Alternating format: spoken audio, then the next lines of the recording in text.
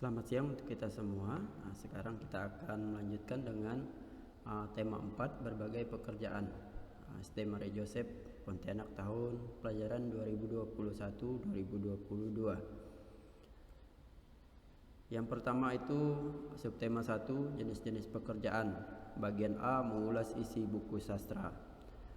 Nah, di sini mengulas buku berarti kita membedah isi buku dan memberikan penilaian secara jelas pada setiap bagian buku.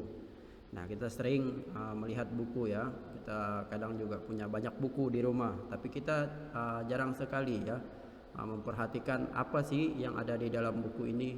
Begitu, kita seringkali hanya membaca dan membaca.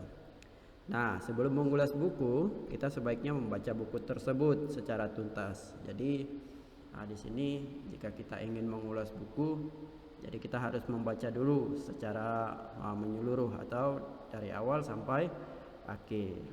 Selain itu, kita juga harus mengenali jenis buku yang akan kita ulas dan baca. Nah, buku sastra pada umumnya memuat cerita atau kisah. Itu yang sering kita dapatkan dalam buku sastra, ya. Nah, di samping itu kita juga harus memahami ya beberapa istilah yang digunakan dalam buku tersebut. Nah, bagian-bagian buku yang bisa kita ulas antara lain yaitu yang pertama itu adalah identitas buku. Nah, identitas buku ini dapat berupa judul, penulis, penerbit, jumlah halaman, serta tahun dan nama kota buku tersebut diterbitkan. Nah, ini merupakan salah satu identitas buku. Jadi jika buku itu ada judulnya, berarti itu merupakan identitas suatu buku tersebut. Misalnya judulnya apa gitu. Nah, yang kedua, isi cerita yang disampaikan dalam buku. Nah, kalau misalnya ada buku, ada judulnya, ada penulis penerbit, tidak mungkin ada isinya. Nah, pasti ada isinya, entah itu buku cerita ataupun buku pelajaran. Nah, di sini kita membahas tentang buku cerita. Ya, yang ketiga, informasi yang diperoleh dari buku tersebut. Nah, setelah kita membaca secara tuntas, tentu kita akan mendapatkan informasi di dalam buku tersebut. Nah, buku tersebut menceritakan tentang cerita apa, gitu. Kalau kita belum membaca, kita tidak bisa menemukan informasi yang ada di situ atau ceritanya seperti apa. Selanjutnya yang keempat, kelebihan dan kekurangan buku tersebut, baik dari sistematika penyampaian isi dan desain cover buku. Nah, itu juga kita bisa dapatkan apabila kita sudah bisa mengulas buku, sudah membaca, sudah mengetahui informasi-informasinya. Nah, itu mengulas isi buku sastra. Selanjutnya, pada bagian B, mengidentifikasi tokoh dalam cerita. Nah, setelah kita mengulas, tentu kita akan mengetahui tokoh-tokoh dalam cerita tersebut. Kita sudah baca secara menyeluruh, tentu kita akan tahu. Nah, di sini setiap cerita memiliki tokoh yang berbeda-beda, ya. Nah, tokoh cerita satu dengan cerita yang lainnya pasti berbeda. Nah, di sini pengertian tokoh adalah pelaku dalam cerita yang dapat berupa manusia, hewan, tumbuhan ataupun benda. Nah, ini yang dinyatakan sebagai tokoh dalam cerita tersebut, ya. Nah, tokoh ini terbagi menjadi dua. Yang pertama itu adalah tokoh utama dan yang kedua adalah tokoh pendukung. Nah, tokoh utama ini sendiri merupakan tokoh yang sering muncul dalam cerita daripada tokoh pendukung. Jadi lebih banyak disebutkan jika dia menjadi tokoh utama ya dalam cerita tersebut. Selanjutnya yang bagian C, mengemukakan pendapat tentang karakter tokoh dalam cerita. Nah, ini bagian C ini sangat penting ya. Setelah kita membaca, kita mengulas, kita menemukan tokohnya, tentu kita bisa memberikan pendapat tentang karakter tokoh dalam cerita. Nah, tokoh selalu ada dalam cerita, tokoh dalam cerita dapat diulas. Pada umumnya bagian yang dapat diulas adalah sifat dari tokoh tersebut. Nah, di sini kita juga bisa memberikan pendapat tentang karakter tokoh dalam cerita tersebut, sifatnya seperti apa. Itu bisa kita berikan pendapat dari cerita yang sudah kita baca, ya. Dengan kita bisa memberikan pendapat tentang karakter tokoh dalam cerita tersebut, berarti kita sudah menemukan informasi, ya, informasi yang ada di dalam cerita tersebut. Selanjutnya kita bagian D, memberi pendapat tentang inti cerita. Nah, salah satu bagian penting dalam mengulas sebuah buku sastra adalah memberikan pendapat kita terhadap isi buku tersebut. Pendapat yang diberikan dapat berupa ungkapan setuju atau tidak setuju tentang isi cerita. Nah, kita sudah membaca dari awal hingga akhir, tentu kita akan bisa mengetahui apa sih yang menjadi inti dari cerita buku sastra tersebut. Nah, dengan begitu kita bisa memberikan pendapat, baik itu pendapat yang sifatnya mendukung ataupun tidak mendukung, ya, atau setuju ataupun tidak setuju dari isi cerita tersebut.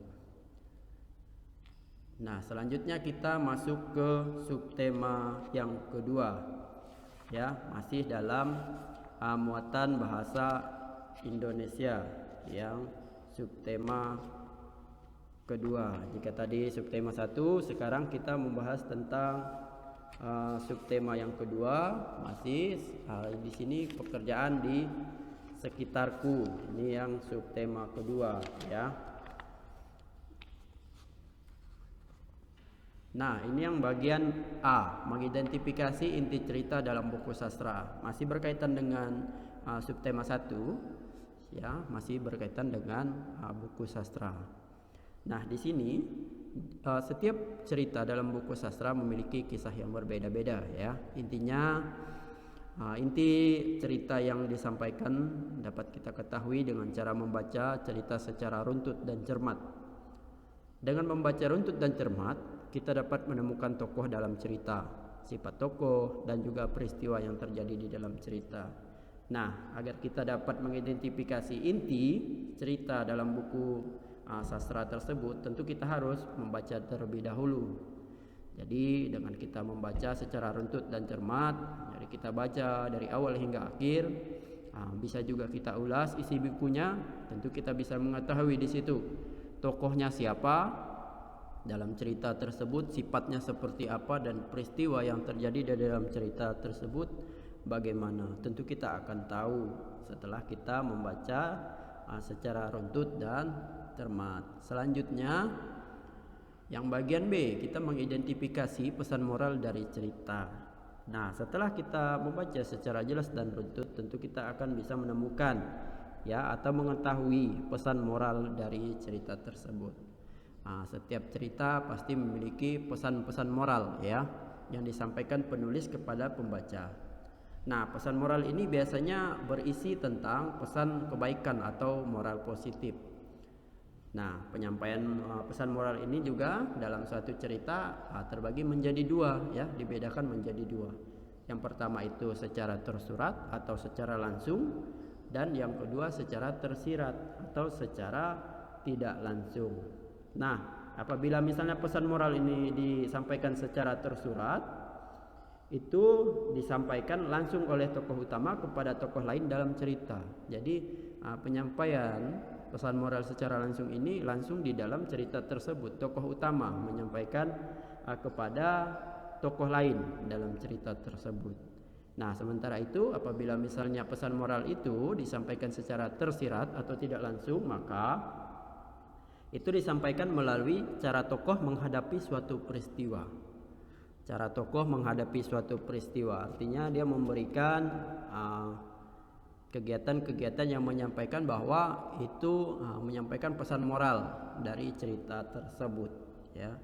Selanjutnya bagian C, memberikan pendapat pribadi tentang isi dan pesan moral dalam cerita.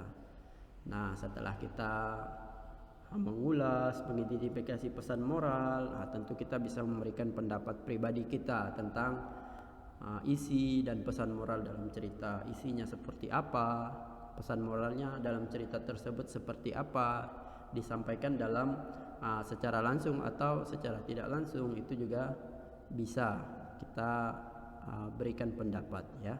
Memberikan pendapat setelah membaca cerita dapat dijadikan tolak ukur pemahaman kita terhadap isi cerita yang kita baca. Selain itu, memberikan pendapat juga dapat dijadikan sebuah penilaian terhadap cerita yang kita baca. Pendapat yang kita berikan dapat digunakan sebagai penentu sebuah cerita untuk dibaca atau tidak, menarik atau tidak untuk dibaca. Jadi dengan kita memberikan pendapat itu merupakan salah satu penilaian dari cerita tersebut.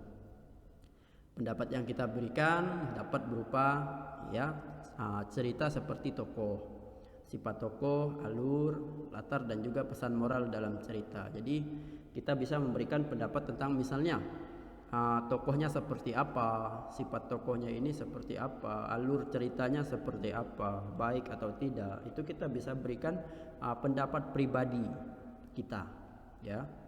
Ini di subtema yang kedua. Selanjutnya di subtema 3 dengan judul pekerjaan orang tuaku. Ini kita masuk ke subtema yang ketiga, ya.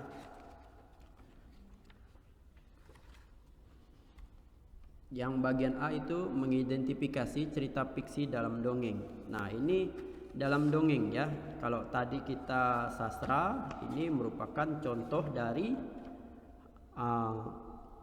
buku sastra, ya, buku sastra sendiri. Nah, buku sastra itu dapat berupa dongeng, ya. Di sini bagian A mengidentifikasi cerita fiksi dalam dongeng. Nah, cerita fiksi ini apa sih? Nah, cerita fiksi ini banyak jenis, ya. Salah satunya ya dongeng. Dongeng merupakan cerita yang tidak benar-benar terjadi. Jadi kalau misalnya kita mendengarkan dongeng, itu jangan kita pikir itu hal yang sebenarnya atau kita jadikan contoh, jangan. Itu merupakan sebuah imajinasi, ya, imajinasi atau cerita yang dibuat untuk menghibur, ya. Makanya itu dikatakan dongeng merupakan cerita yang tidak benar-benar terjadi. Tapi misalnya ada yang bertanya, apakah kalau misalnya yang cerita yang benar-benar terjadi boleh didongengkan, Pak? Boleh, silahkan, ya. Tapi sudah istilahnya keluar dari pengertian dongeng.